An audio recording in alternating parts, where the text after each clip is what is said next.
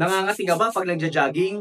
Naku, anong ibig sabihin yan? Para sa'yo ang video na to. So pag may ganun ba, bawal bang mag-jogging? Hindi, no? So ang tawag dyan ay runner's itch. So common yan kapag number 1, kakayaya lang sa'yo o first time mong magja-jogging mo, first time mong mag-exercise, or pangalawa, galing ka sa long rest, mga 1 month to 2 months, nagpahinga ka, tapos bigla kang nag-jogging. So ano pa nangyayari? So kapag nag-jogging kasi tayo o nag-exercise tayo, nag-i-increase yung blood flow natin. Siyempre, pag nag-i-increase yung blood flow natin, yung mga vessels natin nag-i-expand. Pag nag-i-expand yan, may stimulate yung nerves natin. Ma-perceive ng brain natin na allergic response. Another explanation, according to research, pag nag-i-exercise tayo, naglalabas tayo ng histamine. Isang hormone daw yun para ma-prevent yung fatigue natin sa katawan. However, yung histamine kasi ay known for its allergic response sa katawan natin. So, nape-perceive ng brain natin as itch response again. So, pag ganun, anong ibig sabihin nun? Delikado ba mag-jogging? Hindi, no? So, tuloy-tuloy nyo lang yung exercise. As time goes by, pag nasanay na ulit yung katawan nyo,